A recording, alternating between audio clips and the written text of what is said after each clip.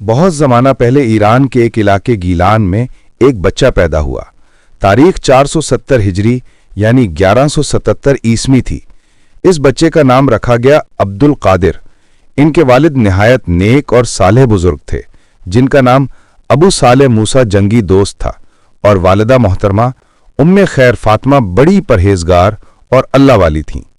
عبد القادر کا نسب امام حسن اور امام حسین رضی اللہ عنہما دونوں سے ملتا ہے۔ بچپن ہی سے ان کی زندگی میں کچھ خاص باتیں نظر آنے لگیں۔ رمضان آیا تو عبد القادر نے دودھ پینے سے انکار کر دیا۔ والدہ حیران رہ گئیں کہ یہ چھوٹا بچہ روزہ رکھ رہا ہے۔ سب لوگوں نے سمجھ لیا کہ یہ بچہ اللہ کا ولی بنے گا۔ عبد القادر بچپن ہی سے پڑھنے میں بہت تیز تھے۔ قرآن جلد ہی یاد کر لیا۔ شرم و حیا اور سچائی آپ کی پہچان تھی۔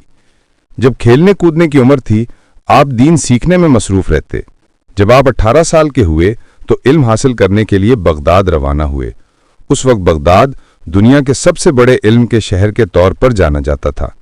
وہاں بڑے بڑے عالم، فقیہ اور محدث رہتے تھے۔ آپ نے سب سے علم حاصل کیا اور ہر فن میں کمال پایا، لیکن صرف پڑھائی ہی نہیں کی بلکہ اللہ کی محبت کے لیے سخت مجاہدات بھی کیے۔ کئی دن جنگلوں میں بغیر کھائے پیے صرف اللہ کا ذکر کرتے رہتے۔ کئی سال تک عشاء کے وضو سے فجر کی نماز پڑھتے رہے۔ پھر اللہ نے آپ کو خاص علم عطا فرمایا۔ بغداد کے ایک مدرسے میں آپ نے وعظ اور درس دینا شروع کیا۔ جلد ہی آپ کے درس میں ہزاروں لوگ آنے لگے۔ بڑے بڑے علماء بھی آپ کے شاگرد بن گئے۔ آپ کی زبان میں ایسا نور تھا کہ جو بھی سنتا بدل جاتا۔ آپ کی کرامات بھی مشہور ہوئیں۔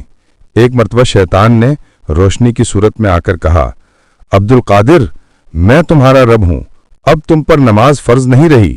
آپ نے فوراً فرمایا، دور ہو جائے ملعون، میرا رب کبھی خلاف شریعت حکم نہیں دیتا۔ شیطان چیخ اٹھا، تیری پہچان نے مجھے شکست دی، میں نے ہزاروں کو گمراہ کیا مگر تجھ پر قابو نہ سکا۔ ایک مرتبہ شیر آپ کے سامنے آیا، لوگ ڈر گئے، مگر آپ نے سکون سے کہا، جا، مجھے صرف اللہ سے ڈر ہے، اور شیر فوراً چلا گیا۔ آپ ہمیشہ غریبوں اور یتیموں کی مدد کرتے۔ آپ کا دروازہ ہر وقت کھلا رہتا، جو آتا خالی ہاتھ نہ جاتا۔ آپ لوگوں کو نصیحت کرتے، نماز قائم کرو، اللہ پر بھروسہ رکھو، دنیا کے دھوکے میں نہ پڑو، جھوٹ اور ریاکاری سے بچو، غریبوں کی مدد کرو، قرآن کو اپنا رہبر بناؤ۔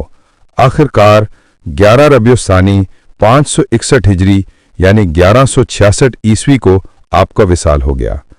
بغداد کے لوگ روتے رہے۔ آپ کا مزار آج بھی بغداد شریف میں ہے، جہاں سے لاکھوں لوگ فیض پاتے ہیں۔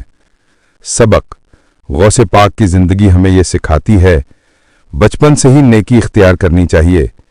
علم اور عمل دونوں ضروری ہیں۔ اللہ کی محبت سب سے بڑی طاقت ہے۔ صبر، شکر اور اخلاص انسان کو اللہ کا دوست بنا دیتا ہے۔